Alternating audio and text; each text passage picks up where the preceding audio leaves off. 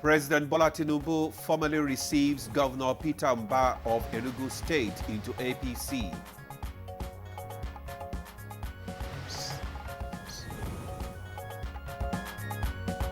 House of Representatives resolves to wade into the industrial dispute between federal government and academic staff union of universities.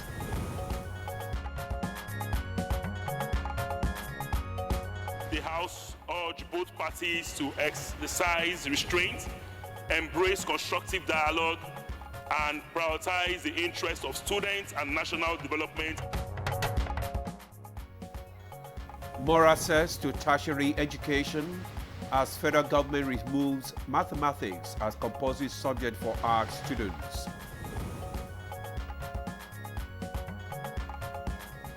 On Good Morning Nigeria today, we shall explore the changing narratives of the girl child.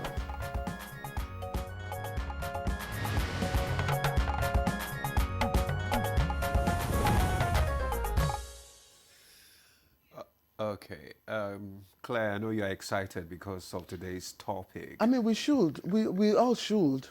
You are a father, and you know what's happening to the girl child. Anyway, that's our topic today. She's beautiful, strong, resilient, and brilliant. Life may test her, but she never breaks. Absolutely, and she stands tall, defying the odds, pushing through the noise. She's the girl child, often underestimated, but never powerless.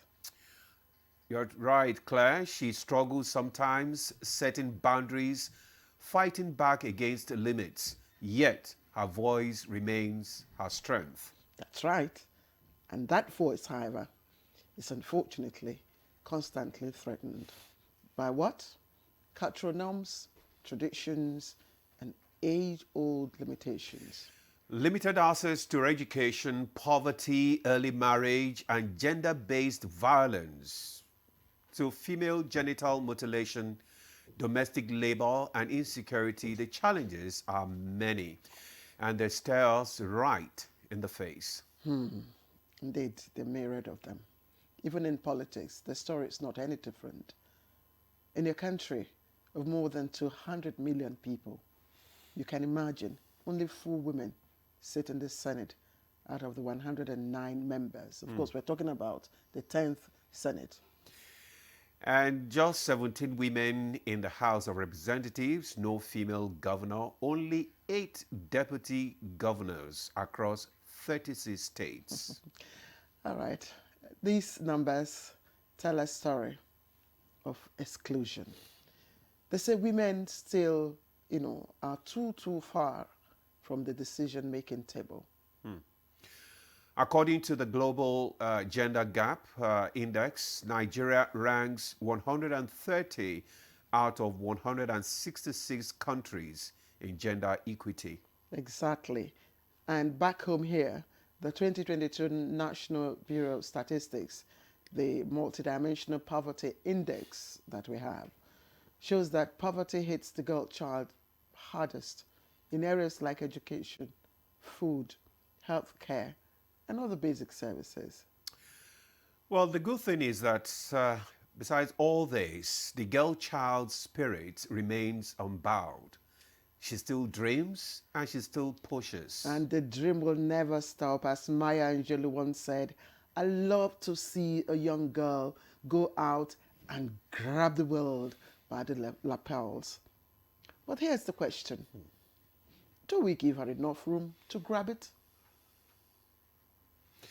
Well, that's a big question, Claire. And that's our focus this morning, creating space, building support, and giving voice to the girl child. I am Ademola Adeoye. Well, she has a voice, but we need to hear it.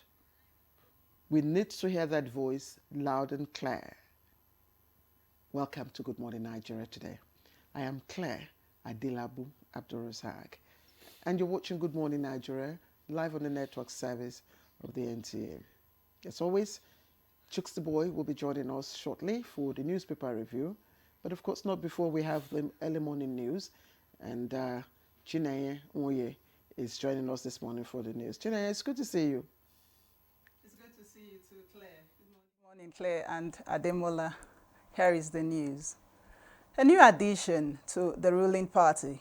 The All Progressives Congress has formally received Governor Peter Mbah of Enugu State into the Progressives family. President Bola Tinubu, represented by Vice President Kashim Shettima, says the APC remains committed to implementing policies that will drive economic growth and prosperity across the nation. One family tied to a common destiny. I want to assure all of you that you are very much welcome to the APC, and we are one big family. Be rest assured that you will be treated justly and fairly, and all the developmental initiatives that have been planned for the Southeast will certainly reach the Southeast.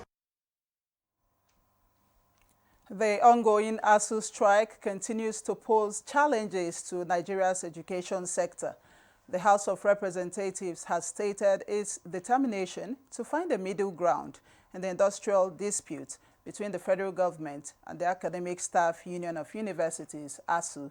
At Tuesday's plenary, the House tasked an ad hoc committee led by Speaker Abbas Tajuddin to wade into the impasse and find a lasting solution, as well as facilitate suspension of the 2-week strike declared by ASU.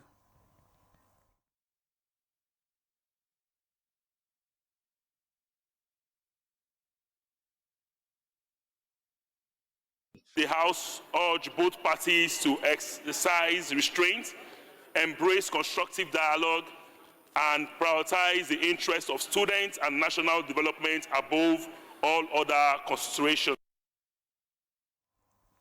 In other developments, President Tinubu is seeking to fill a critical position in Nigeria's electoral management body. President Tinubu has communicated to the Senate seeking confirmation of Professor Joas Amokbito, SAN, as chairman of the Independent National Electoral Commission, INEC. I am pleased to present for confirmation by the Senate the appointment of Professor Joash. In a move to boost access to education, the federal government has removed mathematics as a compulsory subject for students seeking admission into art-related courses in Nigerian universities. A statement by the Federal Ministry of Education says the decision aims to expand access and support students whose strengths lie in the arts, promoting inclusivity and creativity in education. Applicants for programs such as fine arts, theater arts, music, and languages can now qualify without it, though English and relevant art subjects remain mandatory. JAMB and NUC are expected to update admission guidelines, while schools and counselors adjust subject advice to reflect the new policy. The reform is expected to create up to 300,000 additional admission slots annually, reduce the number of out-of-school youths, and strengthen vocational and technical education. President Bola Tinubu congratulates the Super Eagles on their emphatic 4-0 victory over the Cheetahs of the Benin Republic and commends the team for keeping the nation's hope alive as they pursue qualification for the 2026 FIFA World Cup. In a press release, Special Advisor to the President on Information and Strategy, Bayo Onanuga, says President Tinubu praises the Super Eagles for the hunger, passion, and determination displayed on the field in Uyo, noting that the superlative performance has reignited Nigerians' football pride. And those are the highlights of the news at this time. Good Morning Nigeria continues with Ademola and Claire after the commercial break. This day. The Renewed Hope Initiative RHI presents the RHI Green Nigeria Challenge. Go green today for a greener tomorrow.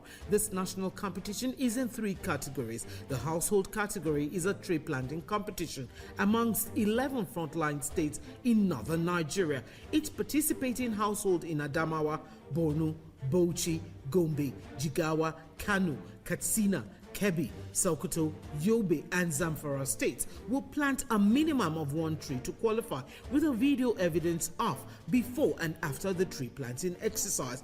20 million naira would be awarded to the best household. Submission deadline is 20th December 2026. Community category will see local governments, local communities, schools, and NGOs reclaim and transform degraded or abandoned areas such as dump sites, landfills, parks, and their likes into green, vibrant gardens, parks, and eco-friendly spaces. 50 million naira would be awarded to the overall best community group. Deadline for submission is 15th July 2026. State category will have all states of the Federation and the Federal Capital Territory, excluding Enugu State, have a chance to address the growing threats to environmental sustainability and cleanliness. States will be judged based on the number of trees planted on major roads and inner streets and how clean they are. 100 million naira will be awarded to the best performing state.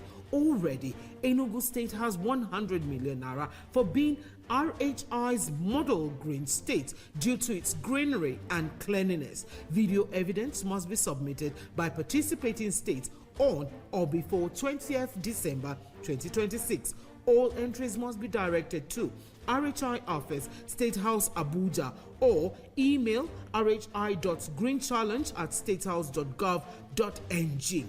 RHI Green Nigeria Challenge. Go green today for a greener tomorrow. Milo 3-in-1 Milky and Creamy is truly milky and contains calcium. So, no need to add milk for that rich, creamy cup, which helps to nourish your kids. And the National Productivity Order of Merit Award goes to...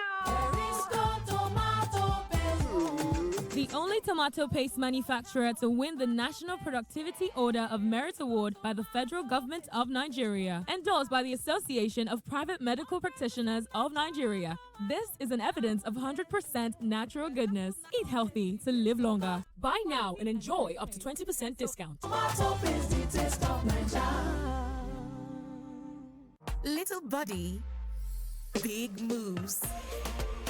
Little brain, big learning. Your little child is eager to do big things. Every sachet comes with the nutrients they need every day. Made from natural grains, contains protein and fortified with iron to support their physical growth, learning, and development. So you can fully enjoy your little one's big moments of growth. Lagos, Port Harcourt, Abuja. The city is moving. New voices, heavy drip, all heart. From the streets to the stage, this is the next Afrobeat star. Yo! What are we here for? Let's Afrobeat star! Let's get nasty! And the talents from all over showed up to own the room.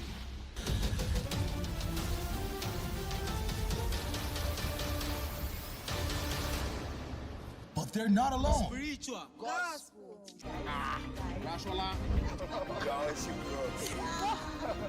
All chasing a slot to face the judges. Puffy T, SARS, Andre Vibes, P Pride. Catch next Afrobeat star on.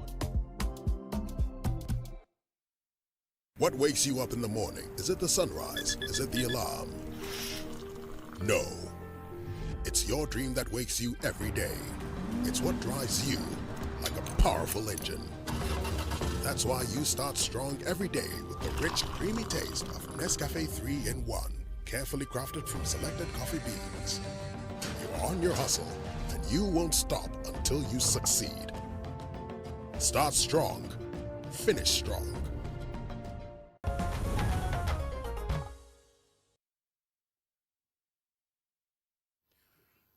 Thanks for staying with us. You're still on to Good Morning Nigeria on the network service of the NTA. Up next on the program is Newspaper Review.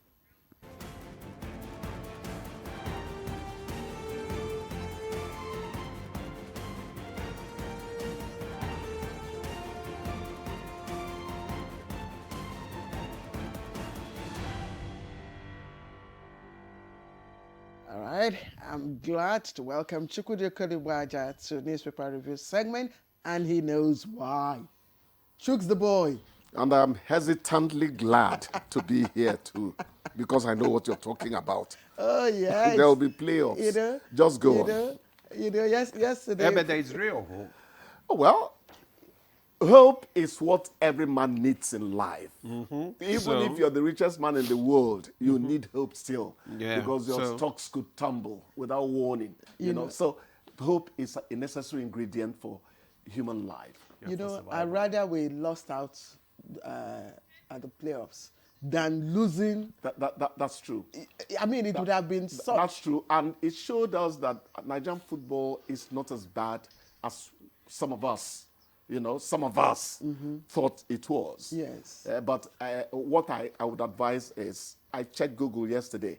What is the average age of a Super Eagle players? They said mid-20s and late 20s. We need to work on that. But you know, let's even leave, because I mean this is all over the place. So it's part of the newspaper review anyway. Oh, it is. You know, let's even leave the gaps and look at what happened yesterday. Yeah. First of all, apart from one or two international players, you know, the team was comprised of almost 90% of local. South Africans are 101% local players. Leave South but it's a very good league. Yes, anyway. Leave South Africans alone.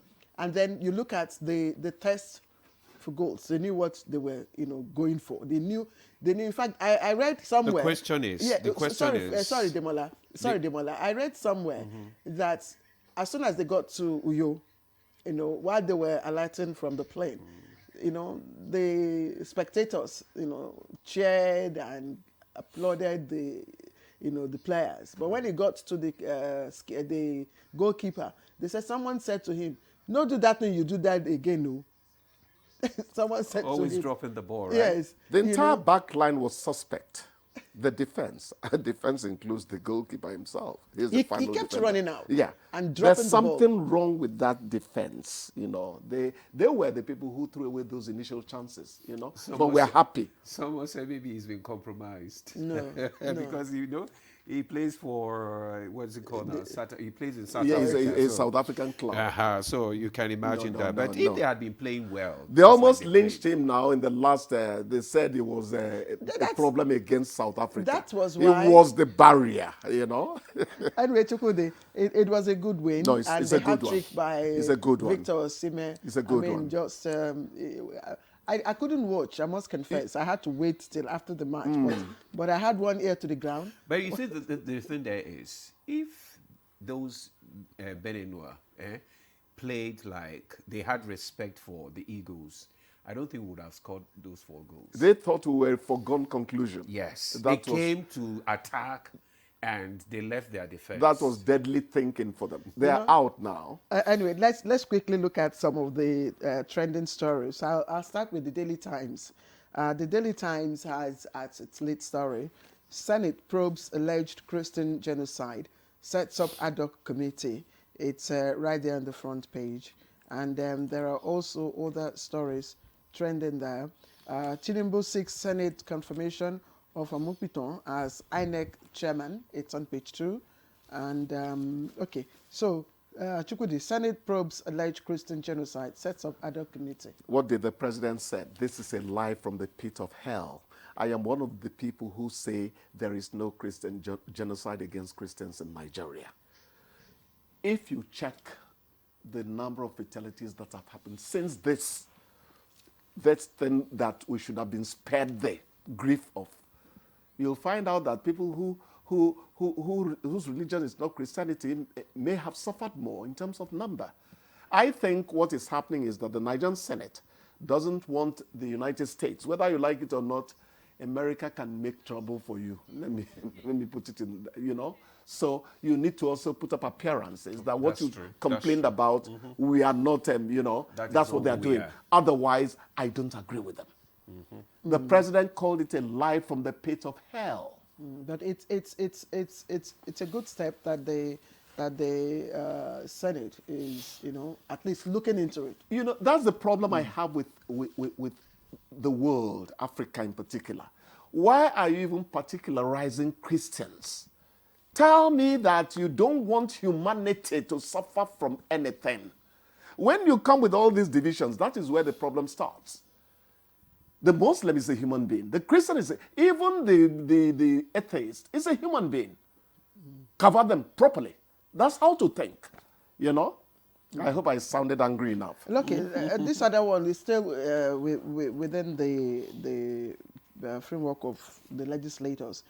Just above the nameplate, reps order probe into arbitrary bank charges, summons CBN and commercial banks. And I will say, Chukwudi, I don't know what you I have am to not say. usually... It's high time. I'm not a pessimistic person by nature. I will always tell you the cup is half full of water.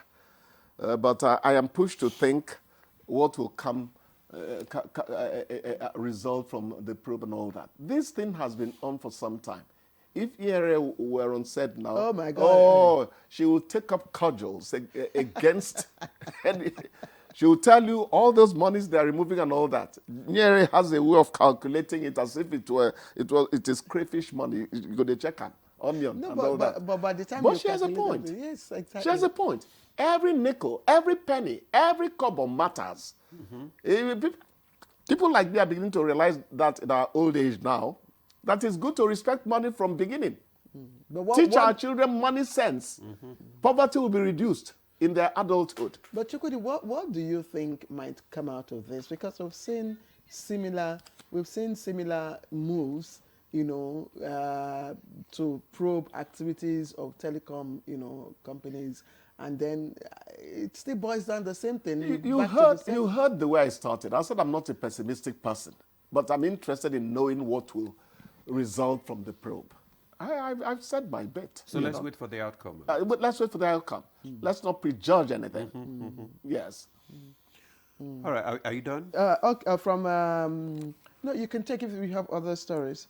I have one. Gale of defections to APC expose cracks in the opposition camp. That's by Vice President Shatima.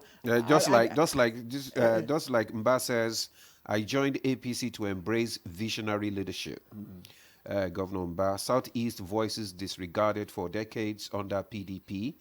PDP senators shrink to 27. I think he joined APC to save his life, to preserve his life. There's this saying that an organism must preserve its life. Based on that premise, they said that the HIV virus would at a point stop killing its host, because when it kills its host, it also dies in the process. I don't know how much that will work. So he joined AP because PDP, whether you like it or not, is becoming an empty shell. I'm sorry. I hope they don't litigate against me. How? You know? How? What did you say? Gale of defections. Gale is more than just breeze or wind. Gale knocks things over. But you can see the way they have been crossing over to APC. What are they living for the PDP? But Chukwudi, yes. It's not the first. I mean, this has become the one that opened my jaws, dropped my jaws, was when my own Delta State, I thought we were PDP, DNA-wise, PDP, you know? But it happened. No, but let's look at the process. You can't blame them. The people who stay back, what are they staying back for? Chukwudi, I want us back so that they can still maintain the fact that let's look at I pray that PDP and other parties rise again. Because one party state is a no let's look at for many of us. I want you to speak to the process. Yes. And then how that relates, you know, with the electoral laws on defection, why you must defect, and what happens. Who has even their constituents? Have you ever heard even a feeble protest when they defect? Let me tell you something. People talk about laws and laws and laws. The will of the people surpasses the law. If the people of Nigeria rise against a particular law in their numbers, they are going to tinker with that law. It's the people. So the people who are their constituents are not saying anything. You want the law to bring one sledgehammer down on these people when their own people are not even, they don't even care. You know what? I said the other time, you don't bring politicians to reform in Abuja. Whatever you think about them that is negative started from their hamlets. Which means that the law is made for the people, not Even, the people for the law. Even when the EFCC is chasing some politicians, they still roll out the red carpet for them in their communities. The traditional ruler will tell you, our son is coming. Africa lives a hypocritical life. And that's why I say fighting some of these things will not be effective till people become sincere. Chukudi, what I we have a way of tongue-lashing the judiciary. I also would like you to speak to, because as it applies to the legislators, we are told that there must be a reason for you to leave your party. And if found that you left, you forfeited your position at your seat. But it doesn't apply to... So why have we not succeeded in prosecuting those reasons against the defectors? Not one instance. Why? It tells you that there is no sincerity in it. If the law says that, and people are not insisting on it, it means that the people themselves do not believe in the law they made. Yeah, and it means that the law would not work. It means that the law needs to be reviewed, reformed, exactly, or even jettisoned. Exactly. That's the point. We're saying the same thing. I don't know whether Demola agrees with this camp. Well, he doesn't have to agree. I don't know. I don't know. It's just that, the law is made for the people or the people for the law. Which way? You've gone back to what I pretended not to have heard. Yeah, man is not made for law. That's the question. Yes, laws are made for man. That's what you're saying. Okay, look but at the people have to show me readiness to uphold the law they have made for themselves. Quickly, that's the point I'm making. Before you defect to whatever. To my wife's soup pot. Yes, let's look at some economic stories. While the IMF is raising Nigeria's 2025 growth forecast to 3.9% and projects 4.2% for 2026. $67 oil price, 2.2 million barrel FSO vessel lifts Nigeria's export prospects. Yes. That's of course the business Nigeria. The business. You know, if we thought that the federal government was tinkering with economic indices, the statistics people, you can see now that truly something is happening within the Nigerian economy. The IMF is not Tinubu's cousin or Shetima's uncle. They are saying what they have seen. I think it was around 3.2 they projected, but they say to get up to 3.9 now. I keep saying here, my economics is not very good, but at the macro level, things are happening. You are only waiting for your purchasing power to be increased so that you too will become part of this good news that seems to be happening to the Nigerian economy. You didn't talk about gas. Wait. Look at that. It's right there in front of you. I just want to draw your attention to the fact that Lagos generates 1.26 trillion naira. Yobe generates 11.08 billion naira.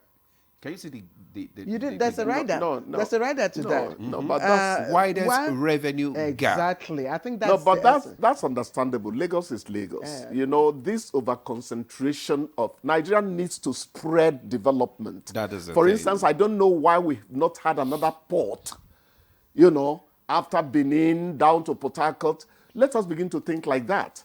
You know, you're not disinvesting from Lagos. You are spreading prosperity across the coastline, and that's going to also get into the hinterland, you know. So Lagos has always been in that prime position too. And again, the way Lagos is run, I'm not their PRO, the way Lagos is run, they have this progressive way of thinking. If you don't know how much taxation is given Lagos, not this taxation that is going to kick off on January 1. Lagos has been taking taxes in different ways from people, and the people are not complaining because they say they are beginning to see where the money is going into. Okay. You know?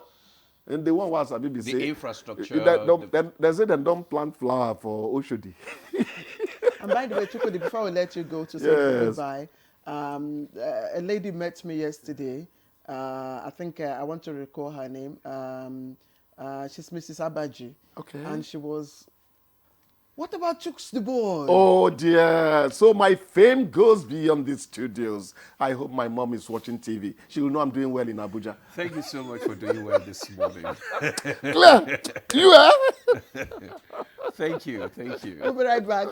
All right, we'll take a break now. When we return, the conversation on the girl child will kickstart. Stay with us. What wakes you up in the morning? Is it the sunrise? Is it the alarm? No. It's your dream that wakes you every day. It's what drives you like a powerful engine. That's why you start strong every day with the rich, creamy taste of Nescafe 3-in-1, carefully crafted from selected coffee beans. You're on your hustle, and you won't stop until you succeed. Start strong. Finish strong.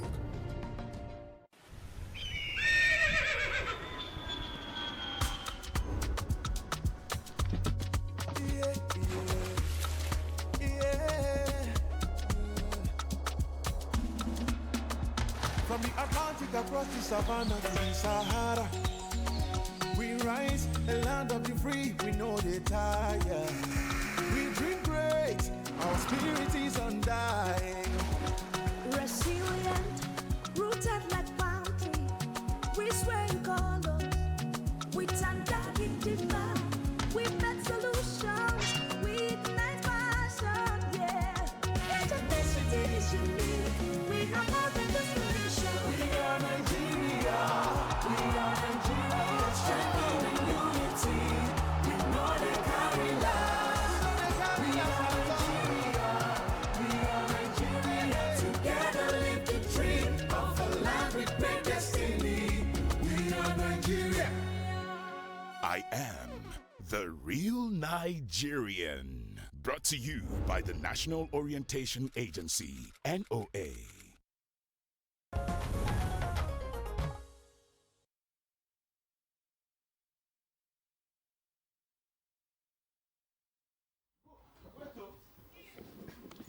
Welcome back to Good Morning Nigeria, live on the network service of the NTA. You know what?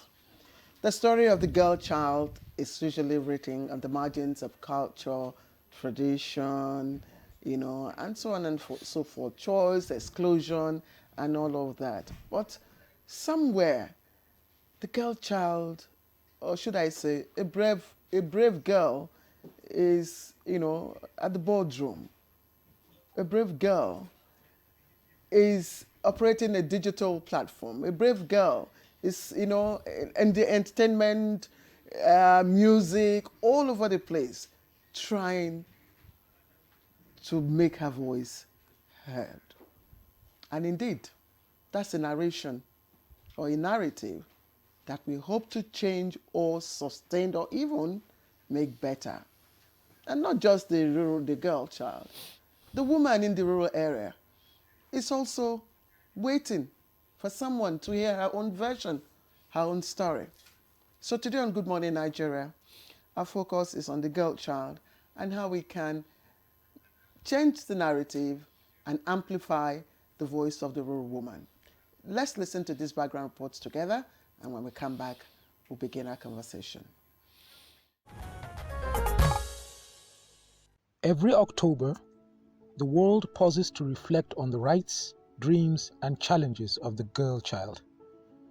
But in Nigeria, the story goes beyond awareness. It's about rewriting the script for generations to come. From classrooms in Zamfara to innovation hubs in Lagos, Nigerian girls are proving that when given opportunity, they rise. Not just for themselves, but for their communities. The federal government's various empowerment initiatives, alongside private and civil society efforts, are expanding access to education, digital literacy, and mentorship for young girls. Yet, barriers remain. Child marriage, insecurity, cultural bias, and limited access to quality education still hold many back. Across the country, quiet transformations are unfolding. NGOs teaching coding to girls in Kano, state governments funding return to school programs, and traditional rulers working to protect and uplift the girl child. Experts say changing the narrative begins with inclusion, letting girls' voices be heard in classrooms, councils, and communities. Because investing in the girl child is not charity, it's smart governance. A society that empowers its daughters secures its future. And as Nigeria moves towards its Vision 2030 goals, the true measure of progress may well lie in how far every girl can dream and how freely she can pursue that dream. Today on Good Morning Nigeria, our guests, experts in gender equality, education and community development, will discuss practical strategies for building a Nigeria where every girl can grow, learn and lead. Very much, Ibrahim, for that background report. And joining us to discuss the girl child and changing the narrative is Hannatu Baba. She is an educationist and head teacher, Great Heights Academy. You are welcome to Good Morning Nigeria. Thank you so much. I'm glad to be here. All right. Also here is Comrade Omang Dave. He's the team lead of Eldorado Alliance of Civil Society for Sustainable, Inclusive, and Transformative Education, ASITE Regional Coordinator for South-South Forum. Glad to have you, Dave. My pleasure being here. Thank you. Okay. All right. Asma Obenzilio is, of course, a known face, Executive Director, Center for Nonviolence and Gender Advocacy in Nigeria, and we're very glad to have her. It's my pleasure always. Good morning, viewer. We have another guest, Ebi Emezwe, Director, Training and Development, Maramba Bangida National Center for Women Development, and she's also former Assistant Technical to former Permanent Secretary of Women Affairs and Social Development. And we are hoping that she will join us in a short while. When she comes in, we'll give you all her details because I have quite a lot here. Demola, you want me to start or you want to? Go ahead. No. You are the father. You start. So we're trying to change the narrative. No, we're trying to change the narrative actually. So that's why I should start from you. Okay. So let's start from Hannatu now. Tell us, what are the major problems actually facing the girl child?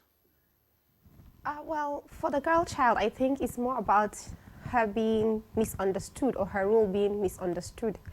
For a long time, she has been taught to shrink, to settle, and to be silent. And so when the opportunity came for her voice to rise, it became as if it was overemphasized, as if it was a voice we needed to bring up and then suppress the boy child's voice. That can't work for us because a lot of time we talk about equality, but I think what we are looking for is equity. Equity? Yes. Because we can't say the girls and the boys must be equal if from the starters, even our anatomy is not the same. So when you say equality, are you saying, for example, that if you have to provide shoes for people, then you bring the same size and say everybody should wear the same size? No. You bring shoes that fit everybody. So for the girl child, what we want for her is that as we are amplifying her voice, we want people to understand that we want to see her uniqueness and support her in her uniqueness. That is what we need for the girl child. Otherwise, we'll keep running in cycles, going on and on about the same thing. Yes. Okay. You know, Hannatu, I'm glad you are a teacher. And not just a teacher, you are the head teacher in a girls' school here in Abuja. So I will start on a different perspective. Demola has started with challenges, but I won't start with the problems. I will start with you reliving a memorable situation involving probably the girl child, a brave girl, and what she did, that you think that caught your attention, that you think could make her inspire the world. All right. So I'll talk about my own childhood, growing up as a northern girl. It was a struggle to get girls to go to school and then have aspiring careers. Most times, even when during my era, when it was education was allowed for girl child, but they were choosing the career path for us. They'll say, okay, since you're another girl and you need to go to school, how about you just be a teacher? Or you just be a nurse, and even in the nursing profession, be a midwife, so that you could deliver babies of your fellow women. But there was one particular girl, and because we went to the same Islamic school, so but economic background-wise, she was from a quite poor home, and even the exposure for education wasn't there. So they needed her to get married at 14. I was just in SS1 then. She was like in JS2 then. But she found a way to get the teachers to go to the house and talk to the parents that she wanted to still continue her education. And even as she got married, she was in a government secondary school then. She went to school pregnant, even though then it was something that was strange. And she struggled. She went to school pregnant. At a point in time, the marriage got dissolved. She continued. There were lapses. After like 4 years, she had to stay at home. She came back.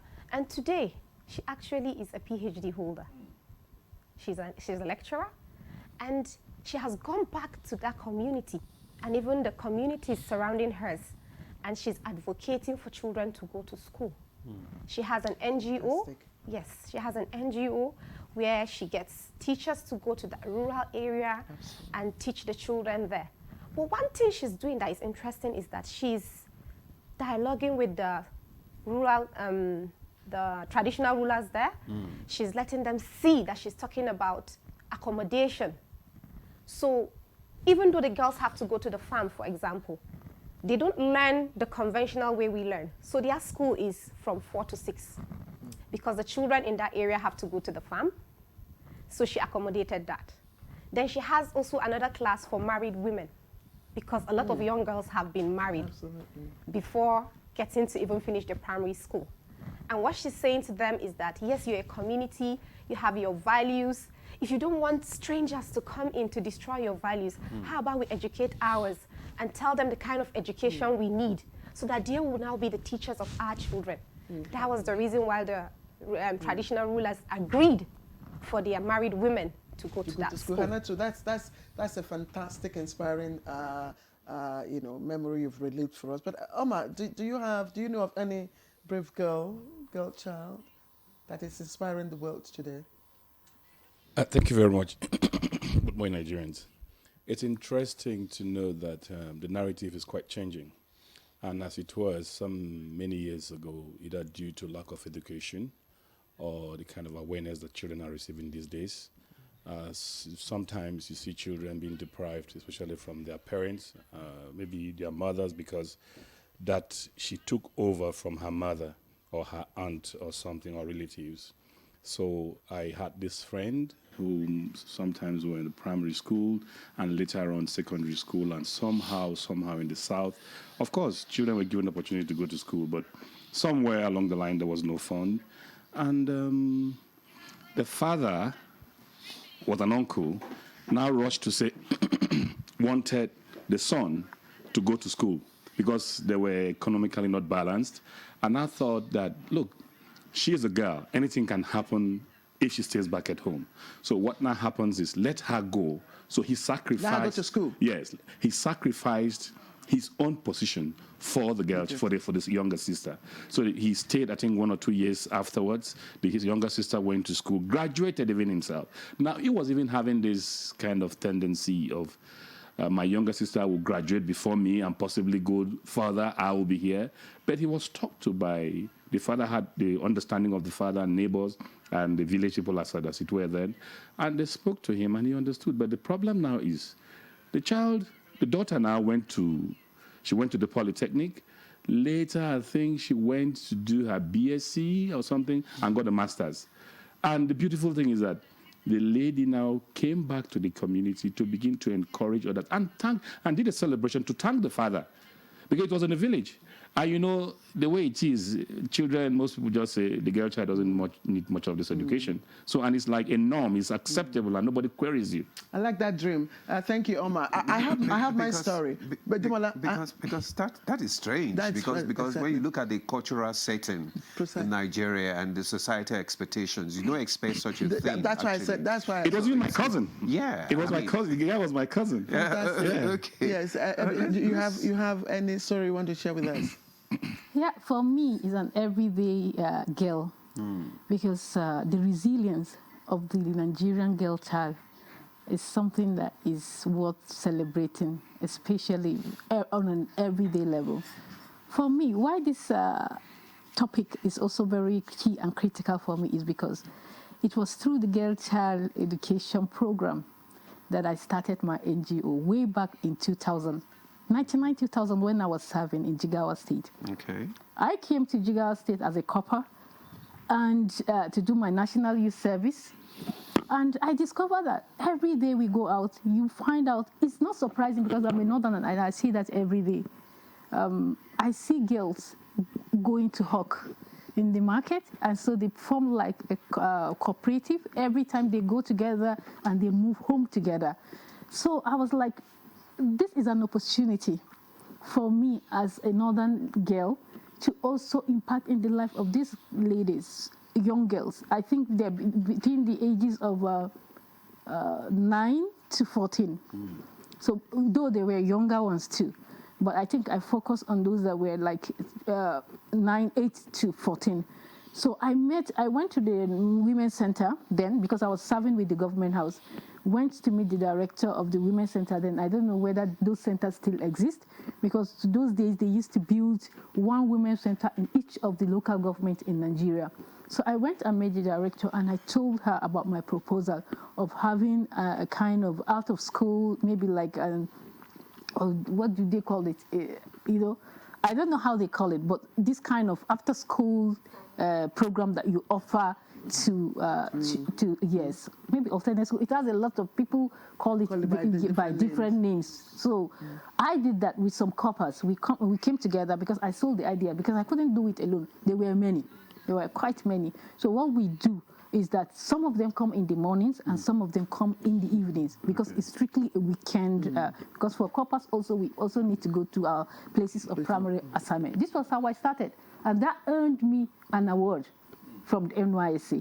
So right from there, after my 1 year, I was motivated. I was like, wow, this little thing I started can actually be recognized and be rewarded, then maybe I have to do more. That was how my NGO started. Thank you. After I left my service year, I started my NGO. Thank you. Immediately after that. Thank you. That's an interesting story. I have my own story. I have my own story. And since we're talking about the girl child, I'll just give you snippets of my yet to be published memoir. I come from a family you could call a very modest family, a family you would call of little means.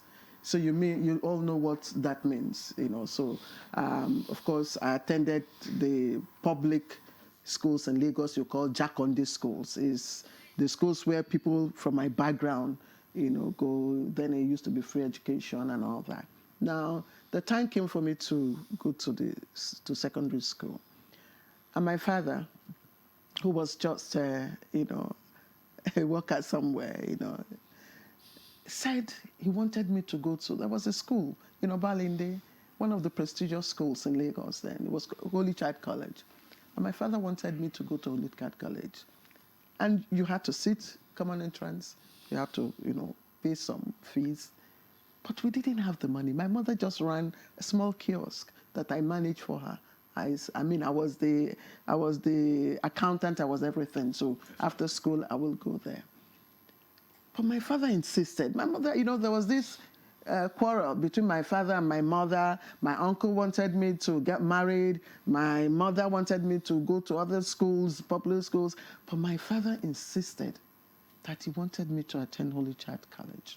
And that's because his boss then, the children of his boss, attended Holy Child College.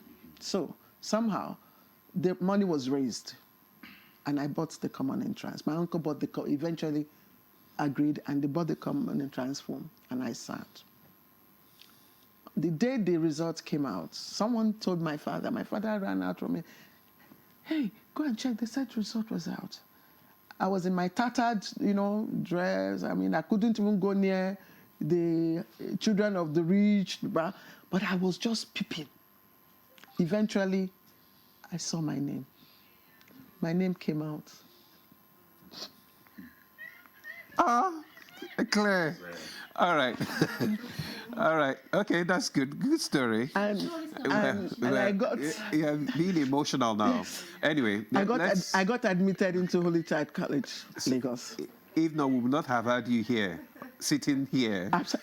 Absolutely. And all right. I was the only girl from a modest home during my set. And I had complex. I could not compete with the whites, with the children, so I sat at the back of the class. But you know what?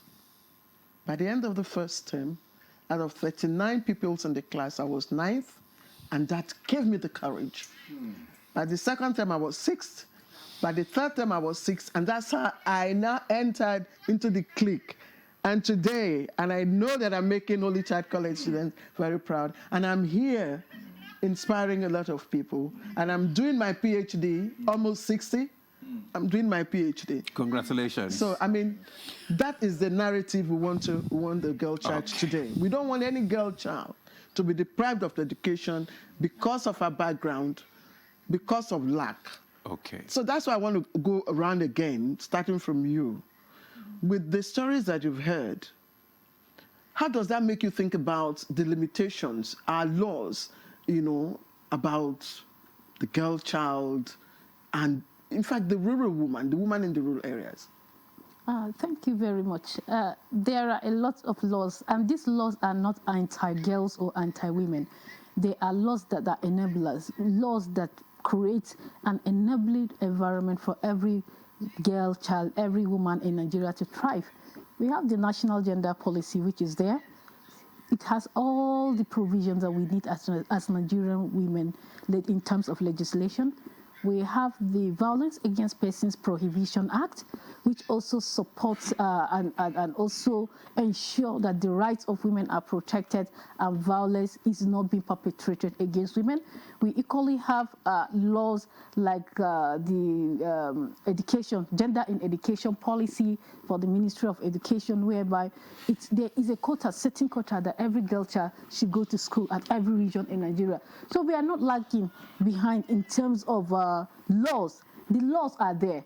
But what we need to do is to ensure that the provisions made in those laws are implemented. Like in the National Gender Policy, of course, it talks about so many aspects of our national economy. Agriculture is there, security is there, humanitarian aspect is there in terms of women in governance, women in the economy, blue economy. Whatever you need is there in the policy. But how many women know that? How many of those organizations that are supposed to key into those policies are doing so? They are not. Just 35% quota system for women in terms of both elective and appointed positions. You hardly find women there. So for us, I think we should even have to look back. The laws are not the issue, but laws are being implemented by human beings, by institutions. Do we have the strong institutions that can enforce these laws? Do we have men and women that have the political will to be able to enforce that? We don't. So I think we have to work together. This is something that has to be both interagency collaboration and multi-sectoral in approach, whereby everyone can come together and say this issue concerns women, concerns girls, and so we should make it a priority. Every girl you see, every woman rather you see today was a girl before she became a woman. Every girl has an aspiration. Every girl has a vision of what she wants to be in the future. But the more they grow older, that's how you see these visions collapsing, because there is no support, either from the family, from the society, even from the schools. They tell us a lot of times that women cannot do it. Our family's perception about the girl child education, are we seeing any change? Because like we shared, like he said, the father, consented to the girl going to the school. You heard my story. My father insisted that I must have a good education. But in some cultures, it's not like that. We are still having, especially the men, wanting the girl child to just get married, and while the boy child, goes to school. Do we see any change in that narrative? Sure, a lot of changes have occurred. A lot, I can tell you, even at the community level. People are beginning to see the importance of educating the girl child. Because now in Nigeria, we have models, women we could point at, women like Amina Mohammed at the UN. This is the first time an African woman is occupying such an exalted position, not just in our nation, but globally. Looking at women like Ngozi Okonjo-Iweala, who is also the first, I think, African to occupy that position. So we have women that today, during our time, if you say you want to be a great woman, who do you point at? Who do you look up to? But today, young girls don't have any excuse. Honestly, families don't have excuses. Even when you're talking about Ngozi Okonjo-Iweala, okay, you say, okay, some of them are privileged. There are some of us that are not privileged, but we fought our way through. You are, like you said, an example. Hannah is an example. I am an example. I didn't come from a wealthy home. I came from an average home, but with the support of my family, I am where I am. You're talking about PhD. Of course, I'm also a PhD holder. Wow. By the grace of God. So what are we saying? All right. So many girls will have to look at us tomorrow and say, if Asmao can do it, if you can do it, if Hannah can do it, then we can do it. That's all we need, role models. All right, role models. Okay, let's bring in Hannah again to this discussion. I mean, you have listened to Asmao saying that there are laws, but the problem is the implementation of these laws. Is it as a result of societal expectation that we are having all these limitations concerning the girl child? Yes, it's part. But like she mentioned something subtly, human beings are the ones that implement these laws. And the problem is, as she said, every woman today was a girl yesterday. So if we want to break these barriers, we have to start from the beginning. Because we are looking at, okay, even in the family setting, even in the school setting, maybe it's the men that aren't forthcoming or aren't embracing it. But I tell you for a fact that some girls, their dreams are being crushed by their own mothers. Because the mothers don't know any better.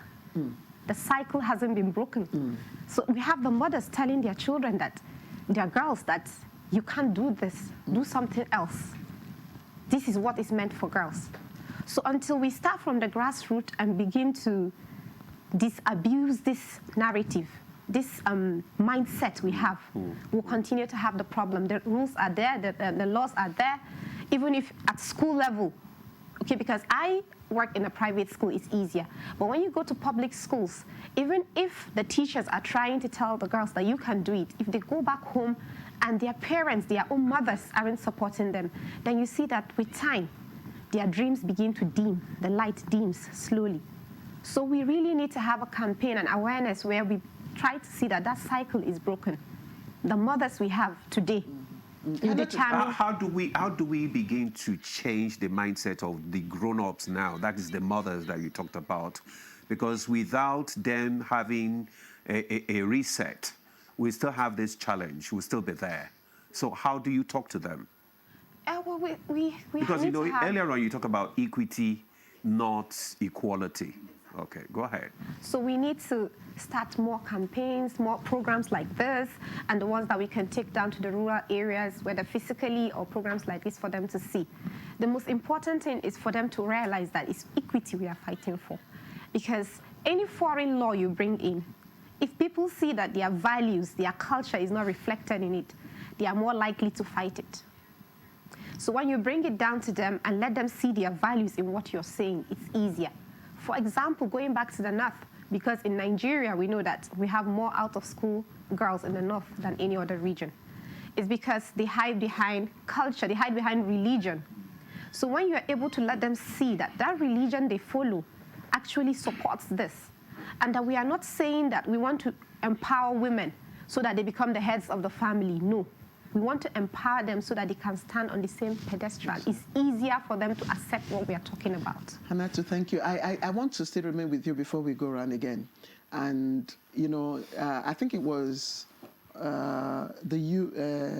is it UPN party, Awolowo's party? Yes, that started the free education policy, which gave people like me and million other children, in Lagos State at the time. Not only Lagos, Southwest, the opportunity to have education, free education. At the time, the quality of education in the public schools, was top notch. You could tell that if I had to, sit and pass a common entrance at that, we all went to public schools, actually. Exactly. So the quality then was top notch, and then with time, things started changing. Quality started deteriorating. Private schools started springing up. Cost of attending, schools started getting out of reach of families. And that's why you have, probably, apart from insecurity, a lot more children, the girl child, are out of school today. You are a head teacher in a private school here in Abuja. Are there concrete steps that you have taken to bridge this gap in terms of access and affordability for the girl child? Yeah, thank you so much for that question. You're right. Because of the onslaught of private schools everywhere, they are springing everywhere, and then their tuition fees are actually out of reach of the less privileged. It's actually difficult for them to go to those schools. And then with the economy in general, people are trying to survive. And the government isn't really funding the public schools as is expected. So you find out that more teachers are moving away and wanting to be in private schools. So you can find out a beautiful structure of a public school if you go to the rural areas, and then there's a population of students, but there are no teachers. I think what we need to do is to realize the peculiarity of our situation and start making do with what we have while we still advocate for more from the government and from other stakeholders. For example, we could adapt correspondent learning. Like the first story I talked about when I talked about the girl that inspired me. She's someone I know, and I know what she's doing back down in Kaduna State, Zaria. And I was on a call with her like 2 months ago, and I was thinking, she said her concern is that rural areas, those rural areas she's helping, sometimes she can only give them 1 or 2 teachers. And then you have children, 200, 300, 400. Those people can work, and it's as if her dream is not being actualized. And I said, why not we try correspondent learning? This could be a solution. If we have recorded classes. We used to have correspondent learning. I think there was a time it was stopped. But it's on now. It's still on now. Yeah, it's still on. Unfortunately, there are so many rural areas that do not have access to it. At what level are you talking about now?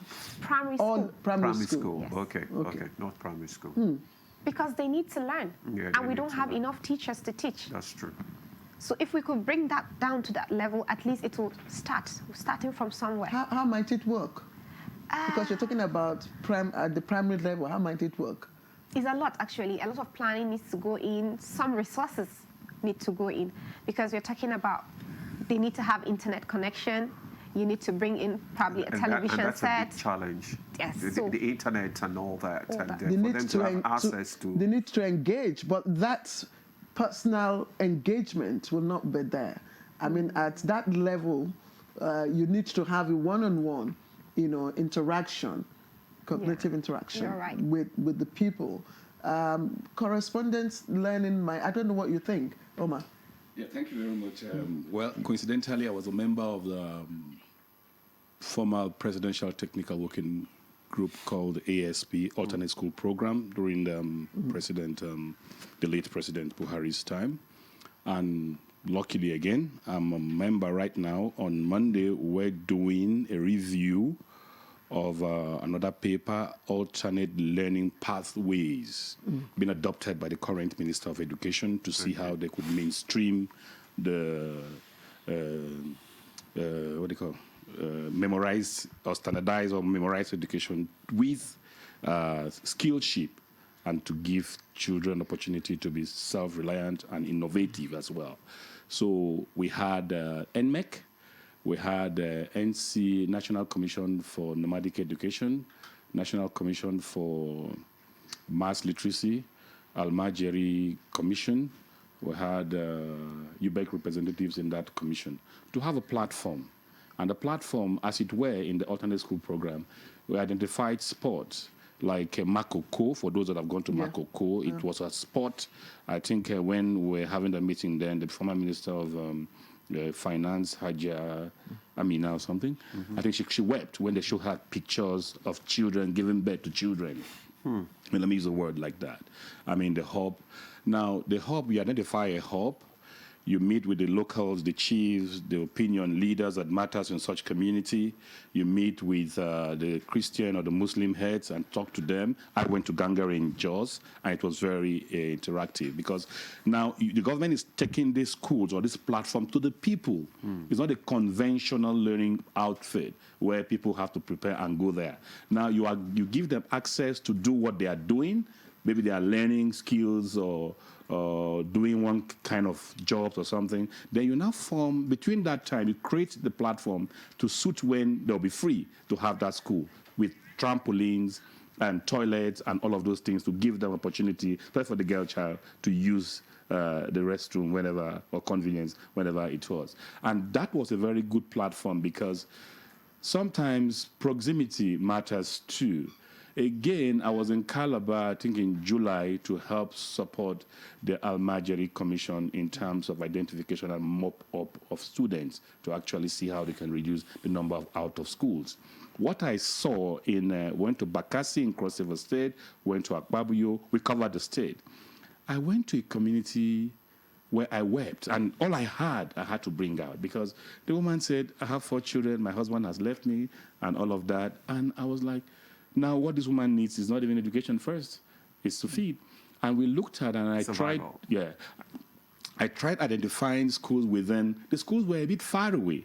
And in this era of insecurity, you don't intend to send children that far. What I'm trying to say is that schools, localization of schools, should be within reach of this community. Especially the primary school.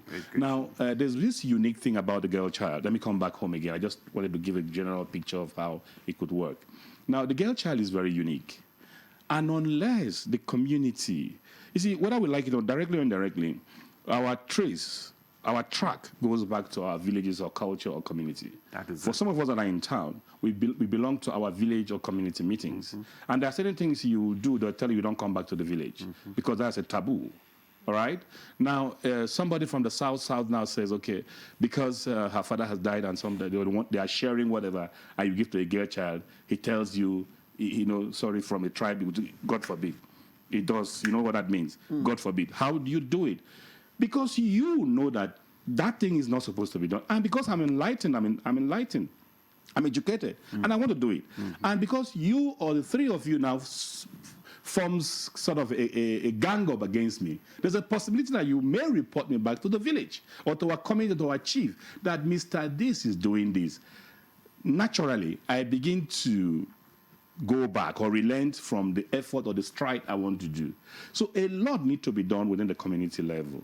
So now, in the course of when the girl child issue is mentioned in Nigeria, what comes to mind is the deprivation, the vulnerability, the dependency, not seeing a girl child like a champion, like a goal-getter, somebody who is capable, who is reliant, who is independent, who is a pace-setter, who can bring about change, somebody who can bring about transformation, positive transformation, inspire people. Because a mindset has been created. And the mindset that is created is a mindset of, no matter her level of education, she ends up in the kitchen. No matter her education, as a girl child, let's use STEM, science, technology or technical and engineering, mathematics. This set of things are not meant for women. And unless we begin to break it to see the girl child as a pathfinder, a girl child who is competitive with a male counterpart, the girl child begin to feel that deprivation, begin to feel that numbness, that this is what the culture has said. And what is the gateway? The gateway is education empowerment. When the girl child is empowered, it gives her the leverage. And of course, begin to identify people that are role model for the child to begin to look up to. Some of the stars we had today had their role models from what they saw.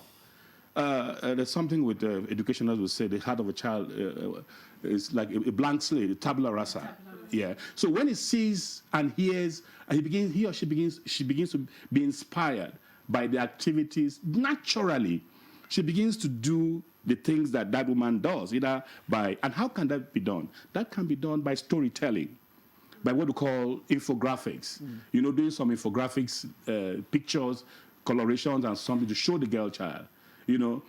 I was privileged to be consulting for BESDA, the World Bank project, and what I saw, despite the interventions of government to see that the SBMC, school-based school committee, was being inspired and given all the opportunities, the school level in most of the communities were not getting all of those things because the people in the community were not taking ownership.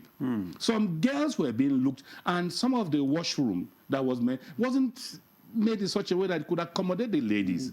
And once a girl finds out that she cannot enjoy, she can't use the washroom, she can't enjoy some of these things, of course, she begins to feel, that the society or the community has not given me that.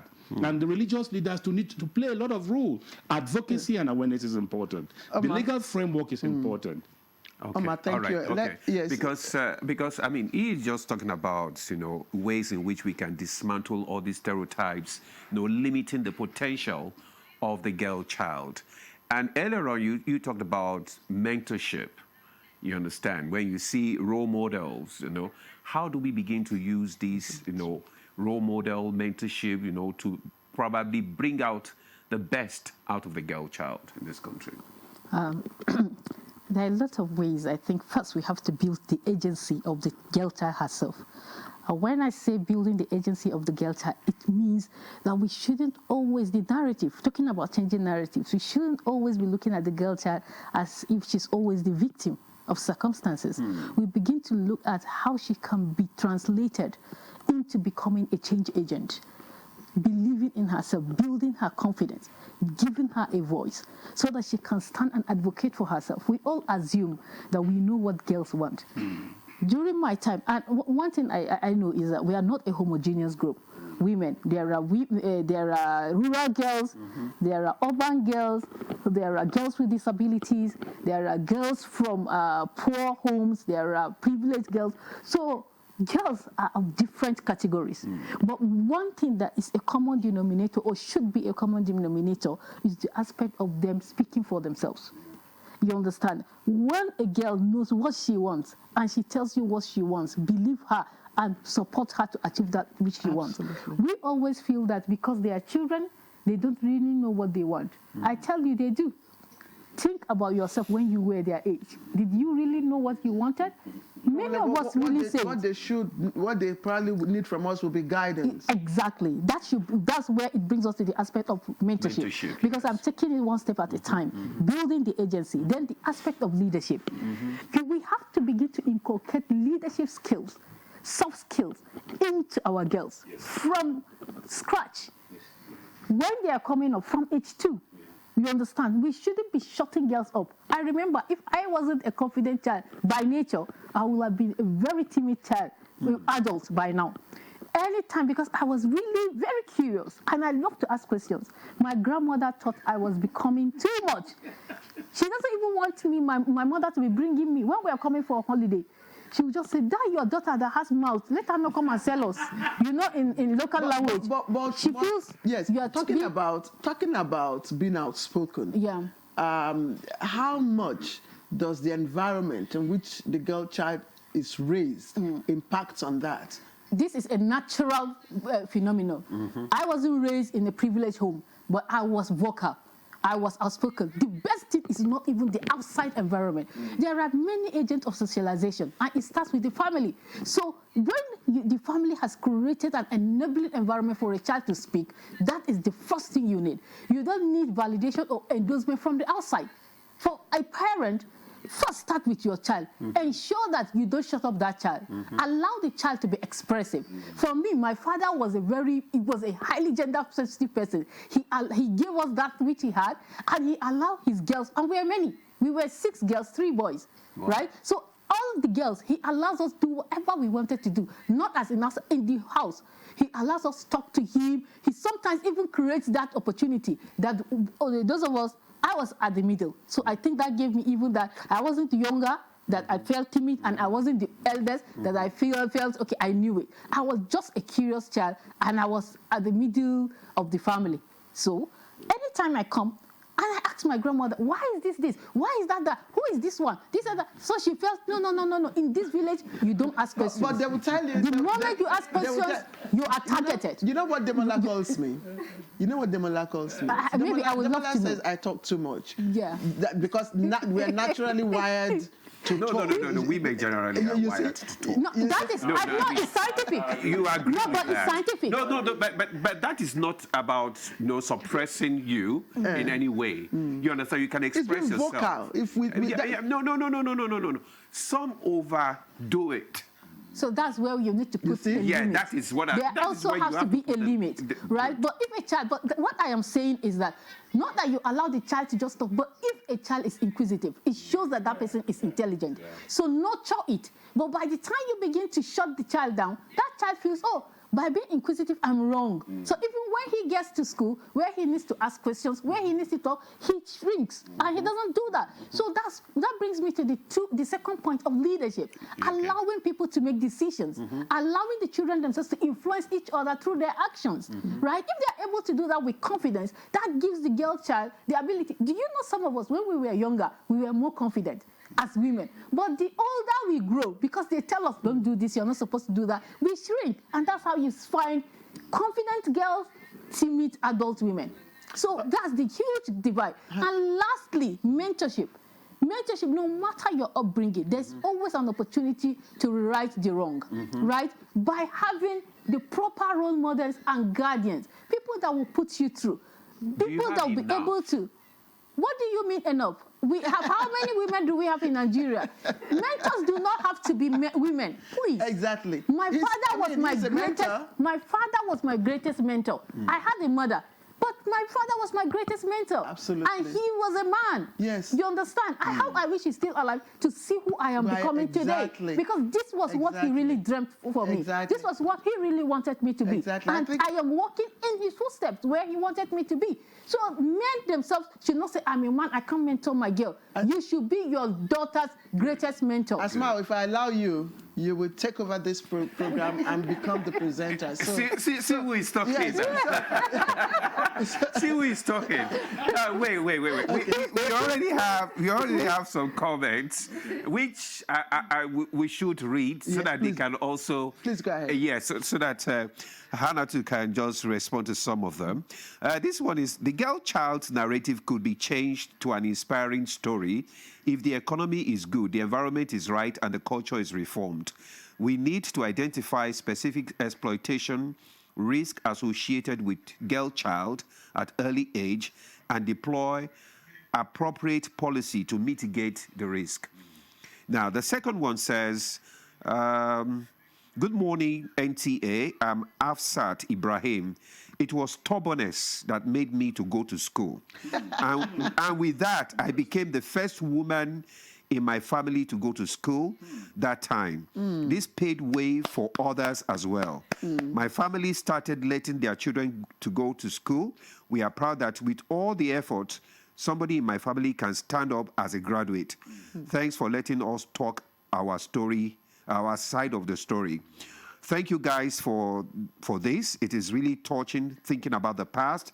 God bless NTA, God bless Nigeria, God bless Federal Republic of Nigeria. Okay, I have... Anna, you want to... Yes. Let her just respond before you read yours so that we don't cram everything together. Yes, talking about cultural, economic, environment reform, I'll still go back to saying support. Equity, not equality. We're still there. Because when we talk about that, then from the grassroots, we must learn to change the narrative where a brother supports his sister, a father supports his daughter, a husband supports his wife, a cousin supports the female cousin, and so on and so forth. As I'm seated here with you, I'd like to tell you that I became the head teacher just this year. And before then, I know people around me had said something. They said leadership. Even at this stage, even with my education, they are saying leadership shouldn't be for women, and especially for young women like you who are at the childbearing age. Why? Because they feel the leader needs to be around, needs to do a lot of things, and maybe with me being a woman, I'll have to take maternity leaves. When my children are sick, I'll have to take leaves to take care of them. So this is the support until even the men, the women, everybody decides that, okay, a woman can do it. That's why I said it's not equality, because a man does not take maternity leave. And except in rare cases, when a child is sick. There's paternity leave. I think it's 2 weeks now, right? 2 weeks. Paternity leave. 3 months, some places 5 months. Yeah. And when your child is sick, it's more logical. That is the mother that takes care of the child. If the child is admitted in the hospital, the mother is by the sick bed while the father goes to work. So we still have that. What happens if the father doesn't have work and it's the mother that has work? So she leaves the work and joins the father in the hospital. Unfortunately, that's what we see. That's why we're still saying change the narrative. Oh. And that is where the equity is. Because we are not on the same level. Our anatomy is different. But when we support women, we get better things. That's with the environment, even culture too. I think there was a time it was making waves some years back where a particular student was in class, she was writing an exam and her baby was crying, and the male lecturer collected the baby and was trying to pacify the baby. That's the support we are talking about. That's equity there, not equality. You know, I want to you know, expand the conversation, because we know that education is key. I mean, they say educate a woman. Yes, and you give light, and you give light to the world. Just hold on, please. And you give light, you know, to the world. I'm just wondering, apart from education, are there other barriers that keep the girl, that hinder the growth, the full growth of the girl? And when I mean barriers, I'm looking at issues of menstruation, because recently it's I mean, the you know, advocacy for menstrual pads to be distributed in schools, you know, is taking roots. What about fear of harassment, bullying, rape, violence, and all of that? What do you think is the greatest gap that hinders the growth of the girl child? Let's take example from your school, for instance. I still come back to education. People need to be aware, because I feel it's the ignorant person that perpetrates these evil deeds. So we still need to understand that as our anatomy is different, the way we are psychologically is also a little bit different. Women need a little bit more help to feel secure, to feel protected. But then again, like I said, even with the advocacy for the female voice, let's not suppress the male voice, because they also are victims of rape, of domestic violence, of bullying. So I feel it's all about talking about it in general and then making it gender specific, but it's still about educating, creating awareness, and ensuring that we enforce the policies, because there are policies, there are laws against this. So I don't think it's particularly a girl child thing at this stage. Before it was, but in this generation, because for our school we have the nursery, primary, where there are boys and girls. It's the secondary school that is an all-girls school. So we work with all the gender for a while. And I can say for a fact that at this stage we are in this world, both the boy child and the girl child are all at the danger of being raped. They all face the same danger of violence at home. They all face the same danger of neglect at home. Almost at the same level. Okay, Anatu, you've said a lot. I think one of the things you said is that there need to be a proper understanding also on the path of the male child as well, to know how you can support the girl child because of the anatomy are different, right? Good. You wanted to say something now? No, for me, I think one of the major clarifications I really want to make, because I've been hearing us talking about gender equality, equity. We are not trying to. They are all the same. It's just like these two sides of one coin. Anybody talking about gender equality and equity is talking about these two sides of one coin. What does equality mean? When we are talking about equality, we are not talking about men and women being the same. But we are trying to say that in terms of equality, let there be equality in terms of, one, opportunities. When boys have the opportunities, they should not say, okay, it should only be for girls. For instance, in education in the North, Can we say there is equality? No, because when we given the opportunity, parents will prefer to send the male child to school than the girl child. That is why there is no equality. Secondly, equality in terms of privileges, right, which is also the same as maybe the opportunities. Then equality in terms of right. We don't all have the same right. I can tell you, when I was growing up, I had a brother. The right he enjoys, the privileges he enjoys, I wasn't. But we are all human beings. So when we are talking about this, let us get it clear. Equality in terms of opportunities, not just equality in sexes. Equality in sexes as men and women, Let's have course. proper understanding. Yes, people have to. That is why in Nigeria, in Africa, we need gender awareness training. People have to be aware, what is this gender? What is gender equality? What is gender equity? And when we say equity, we are talking about it in terms of what? Fairness, justice. So that when we do not perpetrate injustice against the other gender just because maybe they are girls or boys.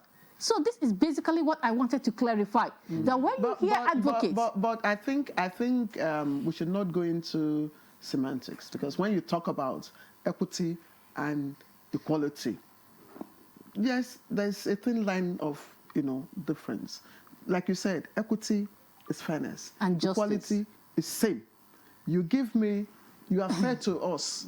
We give everybody, each and every one of us, the same resources to do what we want. When you say equality, there are peculiarities. I think to an extent I have been a gender student for more than 20 years of my life. And that's what I want to clarify, because that is the narrative that has been going out. That when you say gender equality, that's why some men hardly want to hear that. Because we need to use this kind of platform to educate. It's very important. Yes, that there's a difference. There's a difference. And there is nothing like us saying that when women are advocating for equality, please, we are not saying that we want to be the same, because women want to take over. No, you know why? You know why I came in? Yeah. Because maybe it was a slip, because he said there was no difference. I said it's a thin line between equity and equality. Equality, of course, is just in terms of opportunities, rights, privileges, and resources. But when we say equity, fairness, and justice to both sexes, I agree with you. And definitely that's what we are talking about. I agree with you. So we are not saying, I'm not saying I'm equal with you. You are definitely. Man. I'm not. But that the opportunities you have, I should also have when it avails itself. Absolutely. You have the opportunity. Yes, thank you. So let me read the comments that are coming. Good morning, Nigerians. Madam, your story is highly inspiring. I am touched after your story was told. I will make sure my daughters are taken to their heights in life. Amen. Thank you. Ikechukwu Ugonwa from Aba. Mr. Ugonwa, thank you very much. And please give us feedback. We would like to hear from you more. And this is from Assistant Head Teacher in Abuja, Elder Philip Umoru. Every program aimed at giving hope and opportunity to a girl child to thrive is okay, but something critical is still being overlooked. Nothing virtually is done to sharpen the boy child, who the girl child is going to stay with as a wife, which makes it difficult sometimes for the girl to show her potentials when eventually she becomes an adult.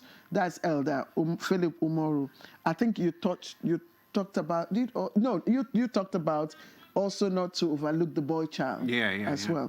And then from Mohammed Anwal Musa Afmai from Kano, change the narrative we need to identify and address the practical barriers that prevent girls from attending and staying in school. Practical barriers.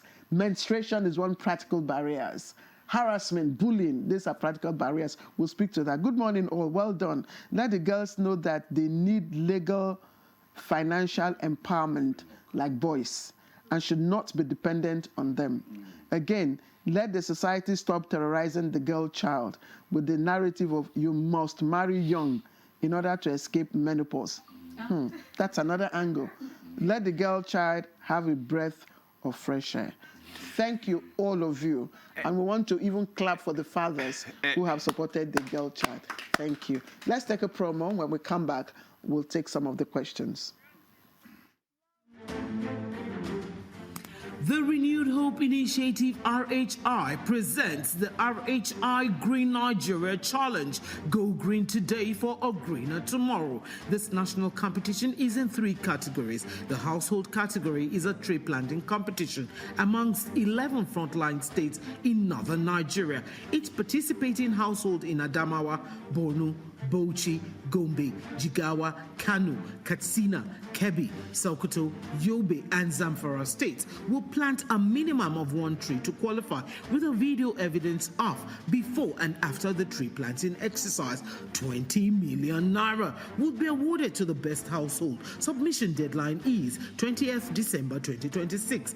Community category will see local governments, local communities, schools, and NGOs reclaim and transform degraded or abandoned areas such as dump sites, landfills, parks, and their likes into green, vibrant gardens, parks, and eco-friendly spaces. 50 million naira would be awarded to the overall best community group. Deadline for submission is 15th July 2026. State category will have all states of the Federation and the Federal Capital Territory, excluding Enugu State, have a chance to address the growing threats to environmental sustainability and cleanliness. States will be judged based on the number of trees planted on major roads and inner streets and how clean they are. 100 million naira will be awarded to the best performing state. Already, Enugu State has 100 million naira for being RHI's model green state due to its greenery and cleanliness. Video evidence must be submitted by participating states on or before 20th December 2026. All entries must be directed to RHI Office, State House, Abuja, or email rhi.greenchallenge@statehouse.gov.ng. RHI Green Nigeria Challenge. Go green today for a greener tomorrow.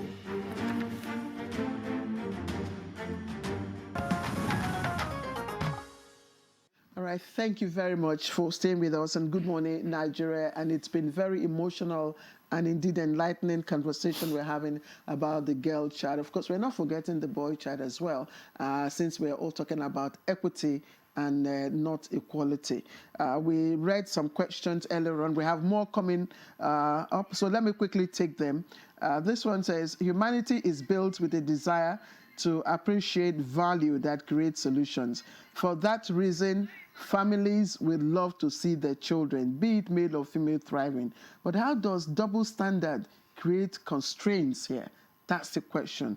How does double standard create constraints here? The importance of providing opportunities for the girl child to harness her potential cannot be overstated. As the world evolves, it's evident that girls can significantly contribute to betterment of their countries and the world at large. Of course, he went on to mention Ngozi Okonjo-Iweala, Amina Mohammed, Ubi Ezekwesili hadn't invested in their education. I mean, if their parents didn't invest in their education, they wouldn't get to where they are today. And this is from Chike Dim in Delta Warri. He said, I agree with the insightful perspective of the lady in the studio that what the girl child needs is equity rather than just equality. This shift in narrative is crucial, and it's imperative that we implement this change now. Equity and not equality. That's what we're asking for. Chinda Gazama from Borno State. Good morning. African societies, particularly Nigerian culture, often do not promote gender equity and equality. This has been a major barrier in all aspects. However, promoting education for all gender, enforcing gender-sensitive laws and policies, empowering women economically, and raising awareness about the importance of equality can help bridge this gap and create a more inclusive society. Do you have more? Yes, but let Omar just respond to some of these comments so that I don't mumble everything up. Double standards. Let me go first with equity, whether equality, as it were. If you ask me, I'll just say semantics. Well, because now a lot of awareness needs to be carried out for understanding.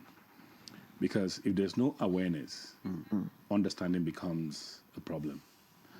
And I will commend, again, by saying that the civil societies and most organizations are doing a lot, but a lot still needs to be done. We have some cultures that frowns against some of these things when it comes to girl child education. Now, the girl child is being modeled as a block or somebody that is just awaiting to get married, and afterwards, you don't need to talk. You just need to be there. You are like an instrument. You are like a tool. Like in the case of Nigeria, whenever the issue of a girl child is mentioned, 2 or 3 things comes to mind. The lot of vulnerability. The girl child just sees herself, in the case of Nigeria, as somebody that is not independent. You need to be dependent to survive. Because if you have that in your mind that, look, I'm going to grow up to become independent, what happens to you? You begin to strive. You begin to look at the odds. You begin to weigh the options of what to do and what not to do. You begin to take the tide as it comes. When it comes too tough, you go down. Going down doesn't mean that you have retreated or gone off. You just take a leave, prepare yourself, and shoot again. Because, of course, there are setbacks, deprivation, discrimination, and all the odds that are associated with them. So when they come, what do? You take them as one of those things that are common. And why is it common? Because there's no proper legal framework that defends you appropriately. Because once you know that you are being defended, there are laws that stands or frowns greatly against rape, against discrimination, against gender bias, against early marriage. You know you have a right. Just like a child in America will tell you, you don't mess around with me because I know my right. And when the girl child knows her right, she tells you have actually infringed on my right. And based on that, I'm going to take it up with you. Imagine the girl child telling you this and goes to the police, and the police takes it up and finds out that investigates it further and discovers that, quite frankly, this lady's girl child... The police, this type of police... No, I'm just saying in the proper and sane society. In the proper and sane society. All right. And the child now sees herself, the girl child now sees herself that, okay, her right, whatever she was reported or she reported the case, has been taken seriously. What do you think that child is going to grow up as?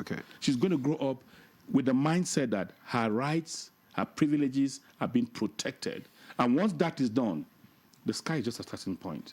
And what she does is she tells other ladies or children that are within that location to say, keep doing what you're doing, because I know too well that one day I was like you, and this is where I am. Yeah, it's like this today, but tomorrow is going to get better. Let not your setback be an opposite, or your failure be the opposite of success. Let the setback be a stepping stone to your success. That's talking about the issue of mentorship and role models. Awesome. Sorry, I wanted Omar, yes, because I'm happy he mentioned, he's the one saying this. And in some cultures, in some, in our country, in our own culture here, some parts of the country, the southeastern part especially, there's this belief, and we've seen videos, of a couple who got separated. In fact, the man left the woman because she had all 4 female children. Unfortunately for him, the 4 female children, grew up and all became doctors, and he wants back. Now, we have this mentality common, especially in the southeastern part. Of course, the north have their own. So how do we, the cultural limitations. Cultural limitation. How can we change that perspective so that, men don't believe that if you have all female children, they are probably a hindrance to his, growth. No, they don't see it as hindrance, actually. They just see that who is going to continue the his growth. Yes, his longevity, continuation, something like that. The Nigerian culture or the Nigerian society is mostly patriarchal. Yeah? And the society, I'll go back again, has played a great role in all of this narrative. Now, what I'm saying about the society is, what do you think about yourself? Big question. Now, I was smiling when you were asking this question. I'm a proud father of 4 beautiful daughters. Wow. Proud. We shouldn't be clap for him. Yeah. And I've heard from aunties, uncles, friends, in fact, trying to matchmake me with. My wife hasn't had this. Maybe if she'd be listening, she would hear this. Trying to say, my mother's elder sister now said, why not come to our village? There's one girl that is. So I did as if I didn't hear. And severally, she brought it very clear. So don't you think that you've been very nice, you've done beautiful things, you're good, and your legacy need to be kept and carried on to the later. This is real for real and me. And I laughed. I said, you're not talking, I'll just laugh. Because on one of the last times that I had to respond because she kept saying it. I said, Mama, what do you think of my daughters? They are doing well. And I'm proud of them. Because I have to hit it. If I don't, she'll keep putting pressure. And someday, maybe, I could just change my mind because there's pressure. And I told her, Mama, I'm happy for my children. They are doing well. They're not a disgrace. What do you think? What do you think? She said, well, you see, in Nigeria, if you pass on now, somebody need to continue your... I said, well, my daughters will. And when push comes to shove, they will answer my name before their husband's names. So my name continues. And I tell you frankly, that actually stopped. Because she was calling me almost on a weekly basis. That have I made that consideration? When am I coming home? If I come home, I should try to stop by that there's this girl pressure. But this addition of your name when they get married is not consistent with the traditional, with the faith of people from your region. I mean, they say when you get married, when they I don't know, that's another conversation entirely, but because you brought it up. Because, you said something about the man from the East that had 4 girls. Yes. It's peculiar, it's not generic, right? Yes. Now, that of the East, they like this continuity of their names. Yeah. The question is continuity of whose name that does what? We have seen male children with due respect that does next to nothing. When we have seen women doing exceedingly very well, I have no regret and apology to anybody to tell me that if I didn't have the children? So what? But I have this, and I shouldn't be happy with them. And who knows what they're going to come up. Like we were discussing earlier, I told them one of my daughters. At worst, you can adopt. You can adopt a male child if you want. Anyway, let's just... No, we are not saying adopt. We are looking at the girl child. No, I'm just saying that if the pressure is mounting, seriously, and you really want to preserve that lineage that you talked about, there's nothing wrong for you to adopt a male child. How many girls do you have, Demola? I have 2.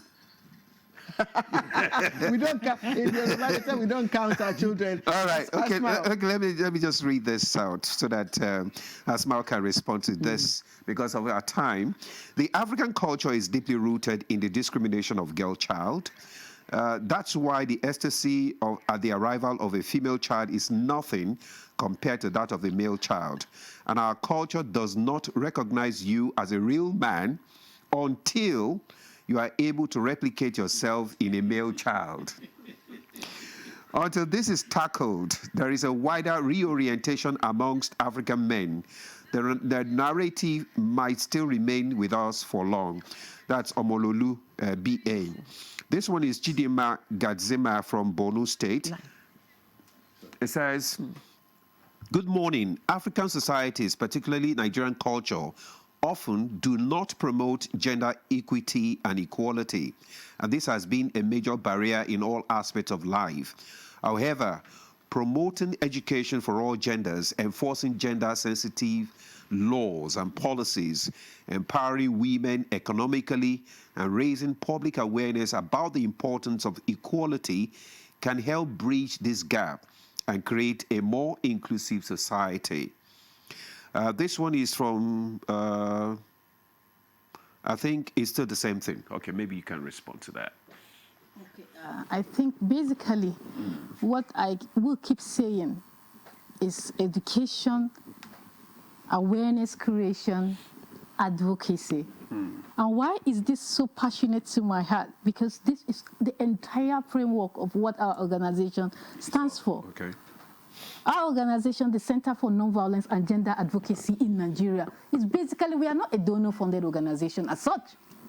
What we do, that's why you keep seeing me on TV from one level to the other. What we owe the people is to educate them. And education can be in any form. Sensitization, what we are doing now. So people will say we are creating awareness, but we are also educating because it has an ability to change the mindset and the thinking of people. And I think basically this issue of gender roles is about education. It's about creating awareness. It's about advocating to the people that have the mandate or really have the power to change this narrative. And who are these people? Our mothers, our great-grandmothers. They are the custodian of our culture. Sometimes we are quick to pick at men and say it's patriarchy, but who is the custodian of this patriarchy? It's the women, the mothers, the grandmothers that makes all these cultural norms, they translate it from one generation to the other. That's true. They give birth to boys. We all give birth to boys. How do you groom the boy child? What do you teach the boy child? How do you make him take responsibility for his actions? It's all the work of women. And so that is why it is important for us to look at the culture itself and how we can change culture. As long as we do not change our culture, or maybe we can't change culture ultimately, the entire culture. Yeah, but step by step, we can do something. And it has to start with our grandmothers. Let me cite an example of female genital mutilation. When I went to Senegal for a study tour, the World Bank sponsored us to go for something at one organization called Tostan. And one of the key things we discovered, Tostan has been in Senegal for 30 years. More than 30 years. It was an American that came in the late 70s and established that organization. And she has been working with communities to see how she can eradicate all these cultural norms and values. One of it was the FGM. In Senegal, you don't say mutilation. They take offense. They said, if you call it mutilation, our culture does not call it mutilation. They call it honor. So how do you work with what people call honor and you call it mutilation? That is why you need what? Awareness. When she began to work with them and she began to change the narrative, they started adopting into her way of thinking. And that was how a lot of communities had to do what? They had to relinquish that way of life and they adopted. But you have to give an alternative. It is also, let's look at the socio-economic implication of that. Some women, especially older women, that has been a business for them all their life. When they cut the child, they give them either money or goods or something. There is a compensation for their action. You cannot come today and say, let me stop my business because there is a superior culture that wants to change the narrative. Alternative. Exactly, and that was what they did. All right, Asmao, because of time, yes. we need to cut you. Also, yes. Because we just have to also look at the plight of the rural women as well. Because when it comes to health challenge and what they face, how do we begin to address the plight of the rural women? Hanatu. Thank you so much. So you see, before you even talk about saying you're taking education to the rural society, you have to look at their immediate needs. Okay. Which is one of them is the health. Health, yes. We're talking about proper food, access to quality water, safety of the environment, and then their health, right from the menstrual health till pregnancy, till childbirth. Yeah. So until we look at all these, their challenges, that is why it's more difficult for certain rural societies to listen to you when you see you're bringing free education and you're telling them the importance of education. These are their main priority. Almost every day a woman is dying due to childbirth because there are not enough facilities to cater for them. There are girls, when you say go to school and they don't have enough sanitary materials to take care of themselves, to go to class, they can't go to class and get themselves stained, so they won't go. You're also talking about hunger. You're saying they should come to school, and the parents are telling their children, fine, you can go, but if you don't go to the farm, there won't be food when you come back. So until we begin to address these most important needs of theirs, we can never talk about education. There's the school feeding program. I don't know if it's still, I don't know how effective that is. Yeah, in certain societies. The school feeding program, which was initiated to address the gap, the issue of feeding in schools and all that. Omar, quickly, yes. When you talked about the school feeding, I couldn't control. But it's they are still trying to introduce it. Most schools in the past took advantage, and some politicians bastardized it. And in most areas, it didn't really work well. But I'm proud to say again here that the Federal Minister of Education has graciously appointed part of us from Alliance of Civil Society to be members of the private school initiative to monitor the activities, the other one on school feeding to monitor part of the activities because of our spread in the nation, the other one on NMEC, and the others two on Almajiri and out of school. And part of the spending on what happens around there, so as it concerns the SBMCs. Now, on the issue of rural women, a lot needs to be done. A lot of economic empowerment need to be done at those areas. You know, just like the general saying that we have, educate the boy child, educate the community. Educate the girl child, educate the nation. Any woman that is educated, I tell you frankly, will go all out to do everything humanly possible to see that she gives her daughter or her daughter education, because she knows what education has done to her or for her. So when you educate a woman in that form, and economic empowerment, well, you mean innovation, giving them other skills, entrepreneurship, grow them in skills, setting up hubs where they could improve themselves and possibly learn skills. The cash transfers, isn't it? No, it's part of another program. The social safety net. Social safety, the conditional cash transfer to women in the locality. Yes. Now, while we're discussing this at the level of the alternate school program then, so why not the men? We say, no, the men will either use to drink, marry more wives, or something. So the best option was to give to the women who were custodian of those children. Okay. And that was why they resorted to that. Then the next thing again in regard to that is their mental health, well-being. Like rightly stated, how many primary health care do we have in the rural areas? Are there enough to cater for the pregnant women? Are there enough to cater for, because distance is a problem. Because these children or the girl child cannot access health care. And once they can't access health care, a lot, because the biological, the biological system of a girl child differs from that of a boy.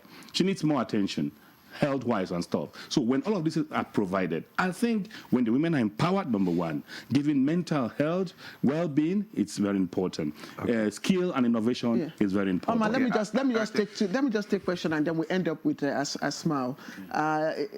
As a male advocate, you know, for gender equity, how are you bringing the men into this conversation as partners? Briefly, in 60 seconds. Okay, like there's something I want to bring up that is not very common. Just a few days 60 seconds, we have 2 minutes. Sorry, yes, a few days ago was International Day of the Girl Child. What happens is that we always see women seated, being talked to. We don't see the men. You need to bring the men. Yes, so because these men should, one day they will grow from boys to man, or boys to men. So when they get this education, someday they'll get married. Proper understanding the narrative. That is when they understand the narrative, they will begin to demystify what their parents may have told them. Yeah. When they don't understand, it is what the parents or the father has put in them that they will grow with, and the narrative will Sorry, let me take finally, from the school perspective, how can you, or what practical steps can be taken to get the girls to stay in school? Well, for us, we have programs where we are empowering them with leadership skills, mentoring, social emotional learning strategies, and those are the important things we do. Okay, thank you, Anna, too. Okay, Asmao, I mean, what advocacy, does the NGO have for rural women to amplify their needs? There are a lot, because we advocate for almost everything pertaining to women, advocating for their health and well-being, advocating for their economic environment, advocating for the girl-child education, advocating for maternal health and child health, advocating for, especially right now where we are, women, peace and security. So basically, Nigeria has so much issues that when we begin to advocate, but we take one part time, and it all depends on the context. For instance, the advocacy I would do in Adamawa will not be the same advocacy I would do in Zamfara State. Okay. The one we would do in Kogi might not be the same for the one in Lagos because of the context. It varies. But whatever be the context, advocacy, education, sensitization, community involvement and engagement is key.